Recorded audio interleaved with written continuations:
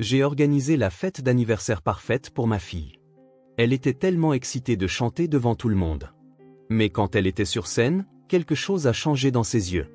Elle s'est arrêtée au milieu de la chanson et s'est enfuie. Depuis ce jour, elle n'a pas parlé. Pas un seul mot. Quand j'ai finalement découvert pourquoi, j'ai voulu détruire la personne responsable. Avant de commencer l'histoire, n'oubliez pas d'aimer et de vous abonner à la chaîne pour voir plus d'histoires comme celle-ci. Leçon du bonheur. Dans la ville côtière de Portland, dans le Maine, Emma Carter menait ce qu'elle considérait comme une vie merveilleusement ordinaire. Elle travaillait à temps partiel comme bibliothécaire, un emploi qui lui permettait d'être présente pour ses enfants tout en conservant son identité professionnelle. Son mari, Michael, était professeur de sciences au lycée, un homme dont la patience avec les adolescents se transposait admirablement dans son rôle de père. Leur maison était modeste mais remplie de chaleur. Les murs étaient couverts de dessins d'enfants, la cuisine sentait toujours quelque chose en train de cuire et le jardin était un lieu où l'imagination n'avait pas de limite. Leur fille Lily, âgée de 7 ans, était en 2e année et s'était récemment découvert une passion pour le chant. Sa voix, claire et douce, emplissait la maison chaque matin alors qu'elle répétait les chansons du concert de printemps de son école. Emma l'écoutait depuis la cuisine, le cœur gonflé de fierté. Lily était douce et sensible, le genre d'enfant qui ramenait à la maison des papillons blessés et pleurait devant les films tristes. Elle avait la nature réfléchie de son père et l'empathie de sa mère. Noah, 5 ans, était tout le contraire de sa sœur en termes de tempérament, turbulent, intrépide et d'une curiosité sans fin. Il était en maternelle et rentrait chaque jour avec des genoux écorchés et des histoires fantastiques de dragons dans la cour de récréation et de trésors enfouis sous le bac à sable. Mais malgré leurs différences, le frère et la sœur étaient inséparables. Lily lisait une histoire à Noah tous les soirs, et Noah défendait farouchement sa sœur chaque fois que d'autres enfants étaient méchants. La sœur aînée d'Emma, Sarah, menait une vie très différente. Elle était une directrice marketing prospère à Boston, mariée à Thomas, propriétaire d'une chaîne de centres de fitness haut de gamme. Ils avaient la richesse, le statut et un fils nommé Ethan, âgé de 9 ans. Ethan excellait en tout, premier de sa classe, capitaine de son équipe de football, vainqueur de tournois d'échecs régionaux. Chaque fois que les familles se réunissaient, Sarah mentionnait nonchalamment la dernière réussite d'Ethan, et Emma ressentait ce pincement familier au cœur, un mélange de sentiments d'infériorité et de fierté pour son neveu. Les sœurs entretenaient une relation étroite malgré leurs chemins de vie divergents. Elles s'appelaient chaque semaine et essayaient de se voir au moins une fois par mois. Emma admirait la détermination et le succès de sa sœur, tandis que Sarah disait souvent qu'elle enviait le contentement d'Emma et sa présence auprès de ses enfants. Elle s'équilibrait, ou du moins c'est ce qu'il semblait. Début mars, Emma décida d'organiser une fête pour le 7e anniversaire de Lily. Elle voulait quelque chose de spécial, quelque chose qui créerait des souvenirs impérissables. Michael l'aida à transformer leur sous-sol en une salle de concert, avec une scène improvisée, des guirlandes lumineuses et une machine à karaoké. La liste des invités comprenait les amis d'école de Lily, quelques enfants du voisinage, bien sûr, la famille de Sarah. Lily était ravie de cette fête. Pendant des semaines, elle répéta une chanson qu'elle voulait interpréter pour tout le monde. Emma trouvait sa fille debout devant le miroir, une brosse à cheveux en guise de micro, chantant de tout son cœur. « Maman, tu penses que tout le monde aimera ?» demandait Lily. « Ils vont t'adorer, ma chérie », répondait toujours Emma. « Ta voix est magnifique. » La semaine précédant la fête, la maison des Carter bourdonnait d'excitation. Emma préparait des fournées d'essais de cupcakes, testant différentes saveurs pour trouver la préférée de Lily. Michael accrochait des banderoles et testait le système de son, s'assurant que tout serait parfait pour la performance de sa fille. Noah s'était autoproclamé inspecteur de la fête, vérifiant chaque détail et offrant des suggestions comme plus de ballons et peut-être un château gonflable. Lily devenait de plus en plus excitée, mais aussi nerveuse. « Et si j'oublie les paroles ?» s'inquiéta-t-elle à voix haute pendant le petit déjeuner, 3 jours avant la fête. Emma s'agenouilla à côté de la chaise de sa fille. « Alors tu inventes de nouvelles paroles, et ça devient ta propre version spéciale.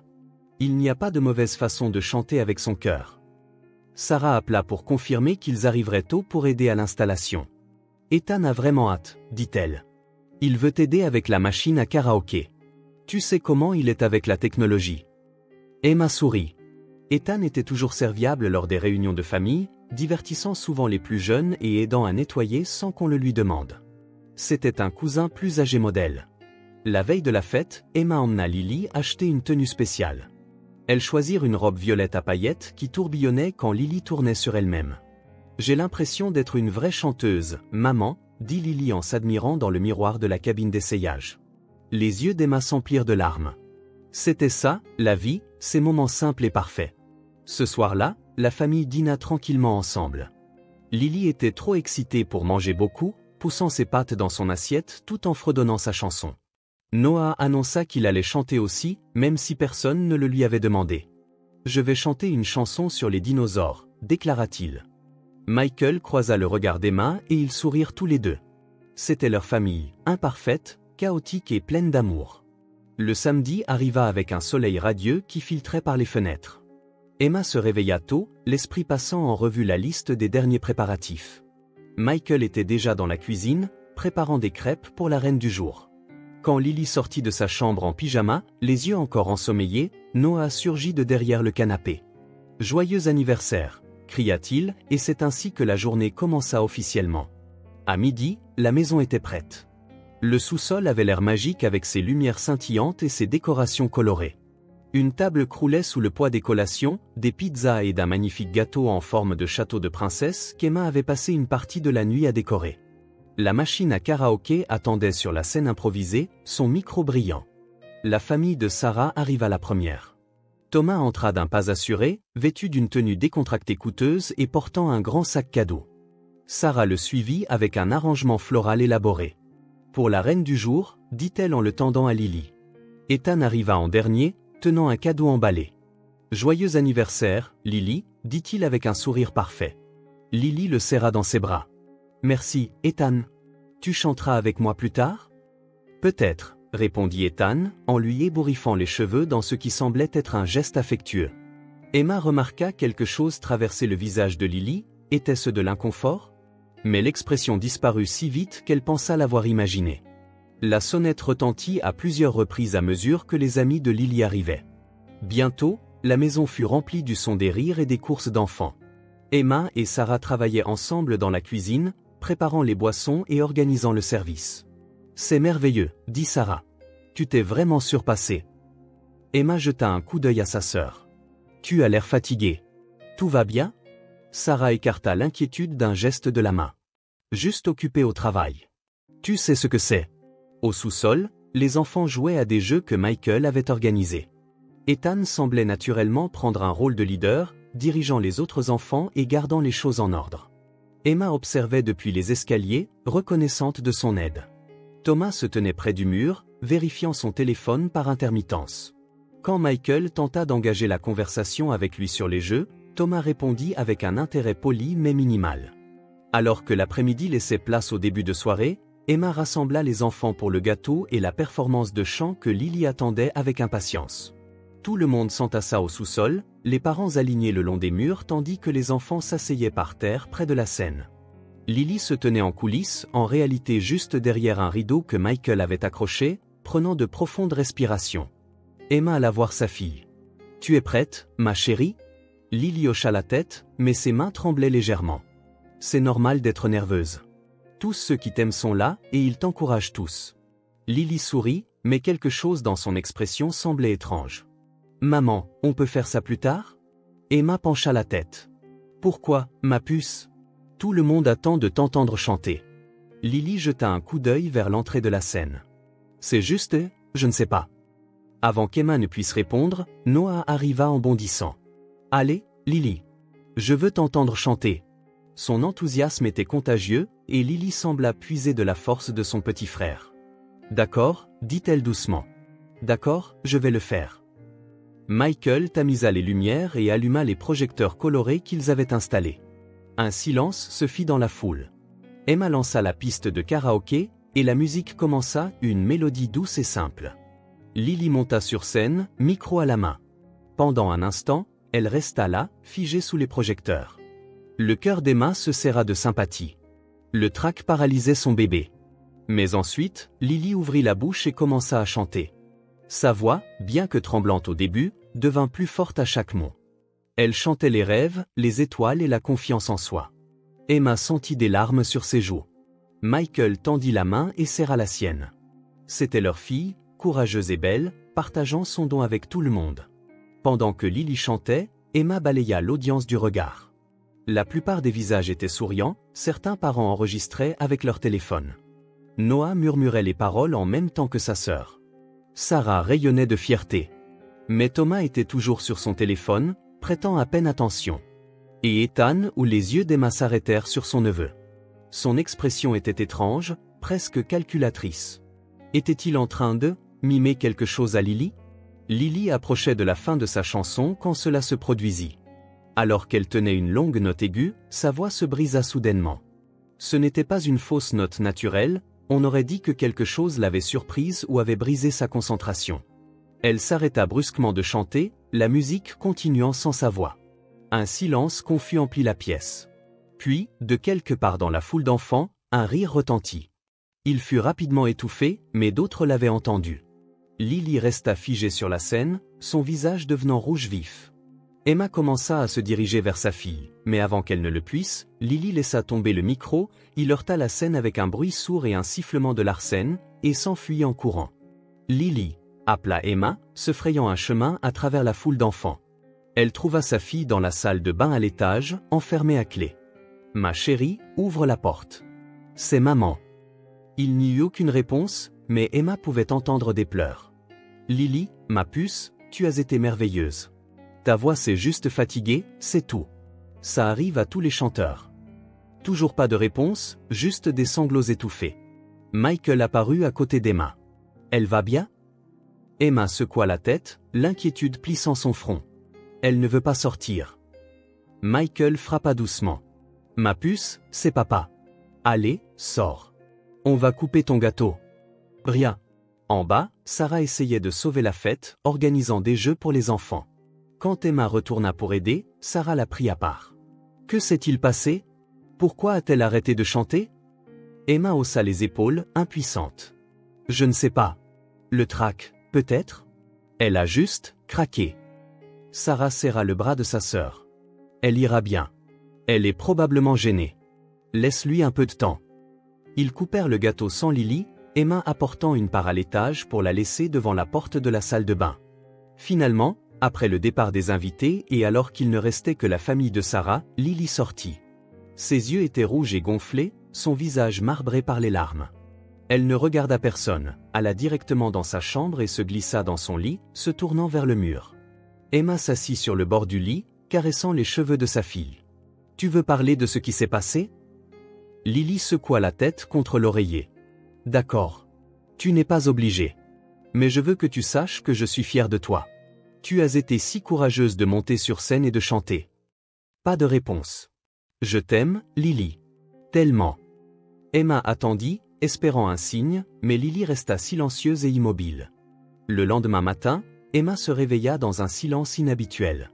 La maison semblait différente, il manquait le chant matinal de Lily, son bavardage au petit déjeuner, ses appels de « Maman, regarde ça ». Emma trouva sa fille assise à la table de la cuisine, fixant un bol de céréales. « Bonjour, la reine du jour », dit joyeusement Emma. Lily leva les yeux et sourit faiblement mais ne dit rien. « Tu te sens encore mal à propos d'hier » demanda Emma en se versant un café. Lily haussa les épaules. « C'est normal de se sentir gênée, mais tu ne devrais pas. Tout le monde fait des erreurs. Même les chanteurs professionnels. » Lily hocha la tête mais resta silencieuse. Emma sentit une pointe d'inquiétude mais la chassa. Sa fille avait juste besoin de temps pour se remettre de sa gêne. Le lundi, à l'école, Emma reçut un appel de l'enseignante de Lily, Madame Henderson. « Je voulais prendre des nouvelles de Lily. Elle a été complètement silencieuse aujourd'hui. Elle ne répond pas aux questions, ne participe pas au cercle de lecture. Quand je lui ai demandé si elle allait bien, elle a juste hoché la tête. Est-ce que tout va bien à la maison ?» Le cœur d'Emma se serra. Elle a eu un moment difficile à sa fête d'anniversaire. Elle est silencieuse depuis, mais je pensais... La voix de Madame Henderson était bienveillante. Parfois, les enfants traversent des phases. Donnons-lui quelques jours pour voir si elle en sort. Mais si elle ne parle toujours pas d'ici la fin de la semaine, nous pourrions envisager de la faire parler au conseiller scolaire. Les jours passèrent, et le silence de Lily persista. Elle hochait ou secouait la tête en réponse aux questions, et parfois elle écrivait des notes, mais elle ne parlait pas. Ni à son enseignante, ni à ses amis, ni même à la maison. Noah essaya tout pour la faire parler, il raconta des blagues, fit des grimaces, et fit même semblant d'être blessé pour voir si elle crierait d'alarme. Rien ne fonctionna. Emma était affolée. Elle emmena Lily chez le pédiatre, qui ne trouva rien d'anormal physiquement. Il pourrait s'agir de mutisme sélectif, expliqua le médecin. Une réaction d'anxiété sévère où un enfant est physiquement incapable de parler dans certaines situations, dans de rares cas, du tout. C'est souvent déclenché par un événement traumatisant. Traumatisant ? La gêne d'une fête d'anniversaire ne devrait pas être traumatisante. Mais le médecin les orienta vers un pédopsychologue. Michael essayait de rester optimiste. Elle s'en sortira. Les enfants sont résilients. Mais Emma pouvait voir l'inquiétude dans les yeux de son mari. La nuit, ils restaient éveillés, écoutant le silence de la maison, regrettant le son de la voix de leur fille. Sarah appelait fréquemment, demandant toujours « un changement ?» L'inquiétude dans la voix de sa sœur ne faisait qu'aggraver le sentiment d'Emma. La docteure Patricia Morgan, la pédopsychologue, était une femme chaleureuse d'une 50aine d'années, avec des yeux bienveillants et un bureau rempli de jouets et de matériel de dessin. Lors de leur première séance, elle expliqua qu'elle devrait travailler seule avec Lily pour établir la confiance. Emma et Michael attendirent dans la salle d'attente, se tenant la main avec anxiété. Quand Lily sortit, la docteure Morgan demanda à parler aux parents. Lily est à l'aise avec moi, ce qui est un bon signe. Elle communique par le dessin et l'écriture. D'après ce que je comprends, quelque chose s'est produit à la fête qui l'a profondément effrayée ou bouleversée. Elle n'est pas encore prête à me dire quoi, mais nous progressons vers cela. Effrayée, répéta Emma. Mais ce n'était qu'une fête d'anniversaire. Elle a été gênée en chantant, mais... La docteure Morgan leva doucement la main. Parfois, ce qui semble mineur pour les adultes peut être significatif pour les enfants. Ou parfois, il se passe autre chose dont nous ne sommes pas encore conscients. J'aimerais voir Lily 2 fois par semaine pour l'instant. Emma se transforma en enquêtrice de la vie de sa propre fille. Elle parla aux parents des amis de Lily qui étaient à la fête, demandant si quelqu'un avait remarqué quelque chose d'inhabituel. Elle visionna les vidéos de la fête, image par image, à la recherche d'indices. Dans une vidéo, elle remarqua les yeux de Lily se tourner vers quelque chose hors champ juste avant que sa voix ne se brise. Emma zooma, mais ne put voir ce qui avait attiré l'attention de sa fille. Noah fournit une piste inattendue. Un soir, il vint trouver Emma avec une expression sérieuse inhabituelle pour un enfant de 5 ans. « Maman, je crois que je sais pourquoi Lily ne veut pas parler. » Le cœur d'Emma fit un bond. « Qu'est-ce que c'est, mon chéri ?» Noah semblait tiraillé. « Mais si je le dis, est-ce qu'Ethan sera fâché ?» Ethan. Emma retint son souffle. « Personne ne sera fâché contre toi pour avoir dit la vérité. Qu'est-ce qu'il y a avec Ethan ?» Noah tripota sa chemise. Parfois, quand on rend visite à tante Sarah, Ethan dit des choses méchantes à Lily quand les adultes ne regardent pas.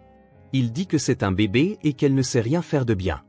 Il lui a dit une fois que son chant ressemblait à un chat mourant. Emma sentit un froid glacial l'envahir. Quand a-t-il dit ça? Récemment? Noah secoua la tête. Plein de fois. Mais Lily m'a dit de ne rien dire parce qu'elle ne voulait pas faire de peine à tante Sarah. L'esprit d'Emma tourbillonnait. Ethan ou le parfait et poli Ethan harcelait Lily? Depuis combien de temps? Et pourquoi Lily ne lui avait-elle rien dit? Mais même en se posant cette question, Emma connaissait la réponse. Lily protégeait sa tante, protégeait l'harmonie familiale. Sa fille sensible et empathique portait ce fardeau toute seule. Cette nuit-là, une fois les enfants couchés, Emma raconta à Michael ce que Noah avait révélé. Le visage de son mari s'assombrit de colère. Ce petit? Il s'arrêta. Nous devons parler à Sarah. Maintenant. Emma hocha la tête, mais son cœur était lourd. Cette conversation allait tout changer. Ils appelèrent Sarah et lui demandèrent de passer sans Thomas ni Ethan. C'est important, dit Emma. C'est à propos de Lily. 30 minutes plus tard, Sarah arriva, l'inquiétude se lisant sur son visage. Qu'est-ce qui ne va pas? Elle va bien? Avez-vous compris ce qui s'est passé? Emma et Michael s'assirent en face de Sarah dans le salon. Sarah, nous devons te demander quelque chose, et il faut que tu sois complètement honnête. Sarah hocha la tête, se penchant en avant. Emma prit une profonde inspiration. Est-ce qu'Ethan a déjà mentionné qu'il ne s'entendait pas bien avec Lily? Ou a-t-il semblé différent avec elle? Le visage de Sarah montra de la confusion. Ethan adore Lily. Il a toujours été si gentil avec elle. Emma échangea un regard avec Michael. Noah nous a dit qu'Ethan disait des choses cruelles à Lily. Qu'il lui disait qu'elle ne savait rien faire de bien, qu'il se moquait de son chant. La couleur quitta le visage de Sarah. C'est impossible. Ethan ne ferait pas. Il n'est pas. Mais quelque chose dans son expression changea, comme si des pièces du puzzle se mettaient en place. Oh mon Dieu! À Noël, j'ai trouvé Lily en pleurs dans la salle de bain. Quand je lui ai demandé ce qui n'allait pas, elle a dit que son ami de l'école lui manquait. Mais elle semblait avoir peur de sortir jusqu'à ce que je lui dise qu'Ethan était parti dehors. Pourquoi ne me l'as-tu pas dit? Demanda Emma. Sarah avait l'air anéantie. Je pensais que ce n'était rien. Je pensais... Oh mon Dieu, Emma! Et si c'était vrai? Et si mon fils tourmentait ta fille, et que j'ai été trop aveugle pour le voir? Emma prit la main de sa sœur. Nous devons parler à Ethan. Nous devons savoir ce qui s'est passé à la fête. Sarah pleurait maintenant. Thomas a été si dur avec lui dernièrement. Si exigeant. Chaque fois qu'Ethan n'arrive pas premier dans quelque chose, Thomas lui fait la morale sur les gagnants et les perdants, sur le fait d'être supérieur. J'ai essayé d'intervenir, mais Thomas dit juste que je suis trop douce. Est-ce qu'Ethan pourrait prendre cette pression? Elle ne put finir sa phrase. Ne tirons pas de conclusion hâtive, dit Michael, bien que sa voix soit tendue par une colère contenue. Mais nous devons lui parler. Tous ensemble. Le lendemain, Sarah amena Ethan. Elle ne lui avait pas dit pourquoi, juste qu'il devait rendre visite à tante Emma et oncle Michael. Quand le garçon entra, son assurance vacilla à la vue des 4 adultes qui attendaient avec des expressions sérieuses. Ethan, assieds-toi, dit doucement Sarah. Le garçon s'assit sur le canapé, les mains jointes sur ses genoux. J'ai fait une bêtise, demanda-t-il, sa voix si petite qu'il ressemblait à l'enfant qu'il était. Ça dépend, dit Michael. Nous avons besoin que tu nous dises la vérité sur quelque chose. À propos de Lily. Les yeux d'Ethan s'écarquillèrent légèrement. Quoi, à propos de Lily? Emma se pencha en avant. Noah nous a dit que tu disais des choses méchantes à Lily. Que tu te moquais d'elle. Le visage d'Ethan devint rouge. Je plaisantais, c'est tout. Elle sait que je ne suis pas sérieux. Vraiment? La voix d'Emma était plus tranchante qu'elle ne l'aurait voulu. Parce que ma fille ne parle plus. Elle n'a pas dit un mot depuis 2 semaines. Quelque chose traversa le visage d'Ethan, de la culpabilité, de la peur, peut-être les deux. Sarah posa une main sur l'épaule de son fils. Ethan, si tu as fait quelque chose pour blesser Lily, tu dois nous le dire. Tu ne seras pas puni pour avoir dit la vérité. C'était un mensonge, il serait absolument puni. Mais Emma comprenait le besoin de sa sœur de faire parler son fils. Je ne voulais pas la blesser, dit doucement Ethan. C'est juste, à la fête, quand elle chantait. Il s'arrêta. Que s'est-il passé à la fête? Insista Michael. Ethan baissa les yeux. Elle chantait, et j'ai pensé que si je la faisais se tromper, ce serait drôle. Papa dit toujours que les gens doivent apprendre à gérer la pression, à ne pas être faible. Les mains d'Emma se serrèrent en poing. Qu'as-tu fait, Ethan? La voix du garçon était à peine un murmure. Je lui ai mimé des mots. Des mots méchants. Je disais qu'elle chantait mal et que tout le monde se moquait d'elle. Elle pouvait me voir, mais pas les adultes. Quand elle m'a regardé, c'est là que sa voix s'est brisée. Le silence tomba dans la pièce. Sarah pleurait, la main sur la bouche. Ethan, comment as-tu pu? Le garçon se mit à pleurer aussi. Je suis désolé. Je ne savais pas qu'elle arrêterait de parler. Je voulais juste... Papa dit toujours que je dois être meilleur que tout le monde, plus intelligent, plus fort. J'ai pensé que si je faisais paraître Lily ridicule, alors j'aurais l'air meilleur en comparaison. Je ne pensais pas qu'elle allait. D'où vient tout ça? Demanda Sarah, tirant son fils vers elle pour lui faire face. Ce n'est pas comme ça qu'on t'a élevé. Ethan essuya ses larmes. Mais c'est ce que papa dit tout le temps. Il dit que la 2e place, c'est la première des perdants. Il dit que si tu ne fais pas paraître les autres mauvais, ce sont eux qui te le feront. Il dit que la gentillesse, c'est pour les gens qui ne peuvent pas rivaliser. Michael se leva brusquement et se dirigea vers la fenêtre, essayant clairement de contrôler sa colère. Le cœur d'Emma se brisa pas seulement pour Lily, mais aussi pour Ethan. Cet enfant avait été empoisonné par des valeurs toxiques. Depuis combien de temps ça dure? Demanda-t-elle doucement. Les choses méchantes que tu as dites à Lily? Ethan octa. Je ne sais pas. Longtemps? Peut-être depuis l'été dernier? C'était des petites choses au début. Puis papa a commencé à être vraiment intense à propos de mes notes et du sport, et je ressentais tellement de pression tout le temps. Quand j'étais avec Lily, je pouvais dire tout ce que je voulais et elle ne le disait jamais à personne. Ça me donnait l'impression d'être puissant, je suppose. Comme si je contrôlais quelque chose. Sarah avait l'air horrifiée. Toutes ces fois où nous sommes venus, tous ces dîners de famille, tu la tourmentais? Ethan hocha misérablement la tête. Je lui ai dit que si elle disait quoi que ce soit, je m'assurerais que le Père Noël sache qu'elle était une rapporteuse. Je dirais à ses parents qu'elle mentait. Elle m'a cru parce que je suis plus âgé. Emma se sentit mal. Sa fille souffrait depuis des mois, et elle n'avait absolument rien vu. À la fête, dit-elle, la voix tremblante, qu'est-ce que tu lui as mimé exactement? Ethan ne la regarda pas. J'ai dit tout le monde pense que tu chantes comme une idiote. Ils se moquent tous de toi. Tu devrais arrêter avant de te ridiculiser encore plus. Et est-ce que quelqu'un a ri? Demanda Michael depuis la fenêtre. Ethan secoua la tête. J'ai ri, et un de mes amis a ri parce que je l'ai fait. Mais j'ai fait croire à Lily que tout le monde se moquait d'elle. La cruauté calculée de l'acte ou la manipulation psychologique était stupéfiante venant d'un enfant de 9 ans. Sarah serra Ethan dans ses bras tout en pleurant. Je suis tellement désolée, Emma. Michael. Je n'en avais aucune idée. J'aurais dû le voir. J'aurais dû. Emma se leva et se dirigea vers sa sœur. Ce n'est pas de ta faute. Mais nous devons trouver comment réparer ça. Pour les deux enfants.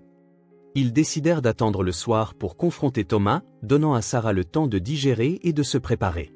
Quand Thomas rentra du travail et trouva Sarah, Emma et Michael qui l'attendaient dans son salon, son expression devint immédiatement défensive. « Qu'est-ce que c'est? Une intervention ?» D'une certaine manière, dit Sarah, la voix ferme malgré ses yeux rouges. « Nous devons parler d'Ethan. Et de toi. » Thomas fronça les sourcils. « Quoi, Ethan?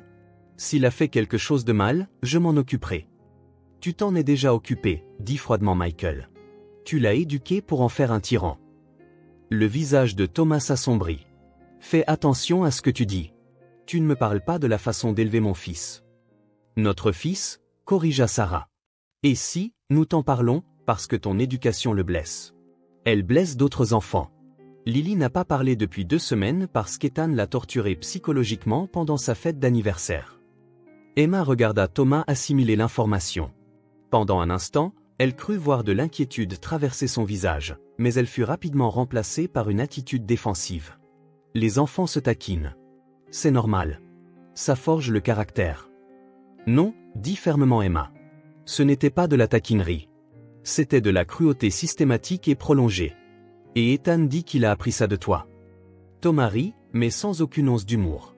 De moi? Je ne lui ai jamais dit d'être cruel. Sarah se leva. Tu lui as dit que la 2e place était la première des perdants. Que la gentillesse est pour ceux qui ne peuvent pas rivaliser. Qu'il doit faire paraître les autres mauvais, sinon ce sont eux qui le feront. Ethan a répété tes mots presque exactement. Je lui apprends à survivre dans le monde réel, insista Thomas. La compétition est féroce. Si on n'apprend pas aux garçons à être forts, ils se font dévorer tout cru. Michael s'avança. Il y a une différence entre enseigner la résilience et enseigner la cruauté. Tu as appris à ton fils que la seule façon de se sentir bien dans sa peau est de faire en sorte que les autres se sentent mal. Regarde le résultat.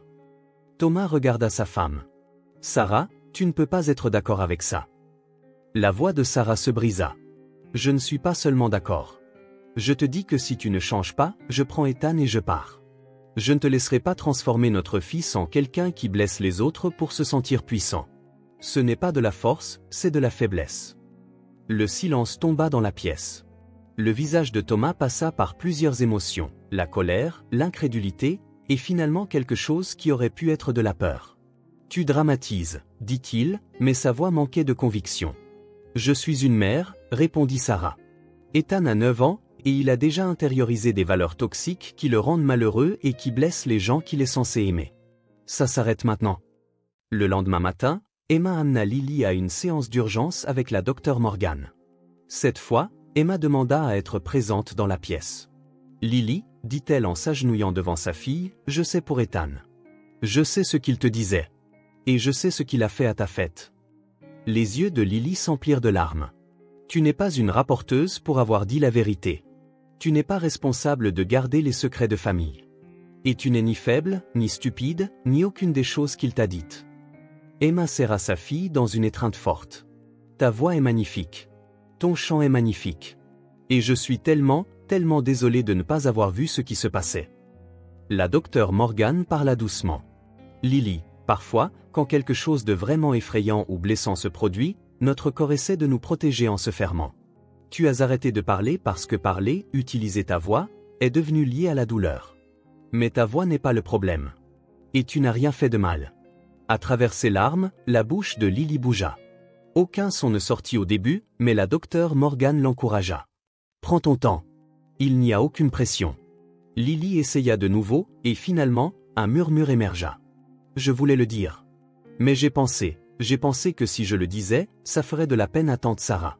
Et tout le monde me détesterait. Le cœur d'Emma se brisa. Mon bébé. Tante Sarah t'aime. Elle est anéantie par ce qu'Ethan a fait. Et personne ne pourrait jamais te détester pour avoir dit la vérité sur le mal qu'on t'a fait. Le murmure de Lily devenait légèrement plus fort. Est-ce qu'Ethan a des ennuis? Emma hocha la tête. Oui. Mais il reçoit aussi de l'aide, tout comme toi. Parce que ce qu'il a fait n'était pas bien, mais il l'a appris de son père, et ce n'est pas bien non plus. Au cours des semaines suivantes, les deux enfants commencèrent une thérapie. Lily travailla à reconstruire sa confiance et son lien avec sa voix. Ethan travailla à comprendre l'empathie, à gérer la pression et à désapprendre les valeurs toxiques. Les familles cessèrent leurs réunions communes, donnant à chacun l'espace de guérir. Sarah demanda la séparation de Thomas, emménageant dans son propre appartement avec Ethan. Thomas s'y opposa au début, mais quand il vit à quel point son fils luttait, quelque chose finit par briser ses défenses. Il accepta de suivre lui-même une thérapie et de prendre des cours de parentalité. « Je ne veux pas que mon fils devienne comme mon père », admit-il lors d'une séance familiale. « Et je suis terrifié de l'avoir déjà rendu comme ça. » 6 semaines après la fête, Emma entendit quelque chose qui la figea sur place. Elle pliait du linge dans le salon quand un son parvint de la chambre de Lily, un chant. Faible, hésitant, mais indubitablement un chant. Emma posa le linge et se dirigea doucement vers la porte de sa fille. Lily était assise sur son lit avec ses peluches disposées autour d'elle, leur chantant la même chanson qu'elle avait tenté d'interpréter à sa fête. Emma frappa légèrement, et Lily s'arrêta. « N'arrête pas, ma chérie, » dit Emma. « S'il te plaît. J'adore t'entendre chanter. » Lily se mordit la lèvre, puis recommença, sa voix plus forte. Quand elle eut fini, Emma applaudit doucement. « Magnifique. Tellement magnifique. »« Je vais chanter au concert de l'école, » dit Lily, sa voix encore basse mais présente. La docteure Morgan dit que je suis prête à essayer de nouveau. Emma s'assit sur le lit. « Seulement si tu le veux. Il n'y a aucune pression. » Lily hocha la tête. « Je le veux. Chanter me manque. Et je ne laisserai pas ce qu'Ethan a fait me prendre ça. » Une immense fierté envahit la poitrine d'Emma. Sa fille retrouvait sa force. Sarah amena Ethan pour une visite supervisée. Le garçon avait l'air nerveux, tenant une lettre qu'il avait écrite en thérapie. « Je peux donner ça à Lily ?» demanda-t-il à Emma. Elle regarda l'enveloppe où le nom de Lily écrit en lettres soignées. « Demandons-lui. » Dans la chambre de Lily, Ethan se tenait maladroitement près de la porte tandis que Lily était assise sur son lit, Noah à ses côtés pour la soutenir. « Je t'ai écrit une lettre, » dit Ethan. « Ma thérapeute m'a aidé. Ce sont des excuses. Mais elle a dit que tu n'es pas obligé de la lire si tu n'en as pas envie. Et tu n'es absolument pas obligé de me pardonner. » Lily regarda la lettre, puis son cousin. « Pourquoi as-tu fait ça ?» demanda-t-elle, sa voix petite mais claire. Les yeux d'Ethan s'emplirent de larmes. « Parce que mon père me donnait l'impression de n'être jamais assez bien, et te faire sentir petite me donnait l'impression d'être plus grand. Mais ce n'est pas une excuse. Ce que j'ai fait était mal, je t'ai blessé, et je suis vraiment désolée. » Lily prit la lettre. « Je ne te pardonne pas encore, » dit-elle honnêtement. « Peut-être un jour. Mais pas encore. » Ethan hocha la tête. « C'est d'accord. Je comprends. » Avant de partir, il se retourna. « Pour ce que ça vaut, tu as une très jolie voix. J'étais juste jaloux parce que je ne sais pas chanter du tout. » Le concert de l'école arriva en mai. Lily avait travaillé avec la docteure Morgan sur des techniques de gestion de l'anxiété et avait répété sa chanson des dizaines de fois. Emma et Michael étaient assis dans l'auditorium avec Noah entre eux. Sarah vint aussi, assise quelques rangs derrière pour laisser de l'espace au Carter, mais voulant montrer son soutien. Quand Lily monta sur scène, le cœur d'Emma battait la chamade. Sa fille avait l'air si petite sous les lumières. La musique commença. Lily prit une inspiration. Et puis elle chanta. Sa voix était claire et puissante, s'élevant à travers l'auditorium. Emma pleura ouvertement, serrant la main de Michael. À la fin, Noah cria « C'est ma sœur », faisant rire les gens. En coulisses après, Emma serra Lily fort dans ses bras. « Je suis si fière de toi. Pas seulement pour avoir chanté, mais pour avoir été assez courageuse pour guérir, pour parler, pour essayer de nouveau. » Lily la serra en retour. « Je suis fière de moi aussi, maman. » Ce soir-là, Sarah passa avec du café et du gâteau. Les sœurs s'assirent sur la terrasse arrière pendant que les enfants jouaient à l'intérieur, séparément, mais à l'aise. « Comment tiens-tu le coup ?» demanda Emma. Sarah soupira. « C'est difficile. La séparation, la thérapie, voir Ethan lutter avec tout ce qu'on lui a enseigné. Mais c'est nécessaire. Thomas essaie, je lui accorde ça. Il s'est présenté à chaque séance de thérapie et a pris ses responsabilités. Et toi, insista Emma. Comment vas-tu ? Sarah sourit tristement. Mieux qu'avant.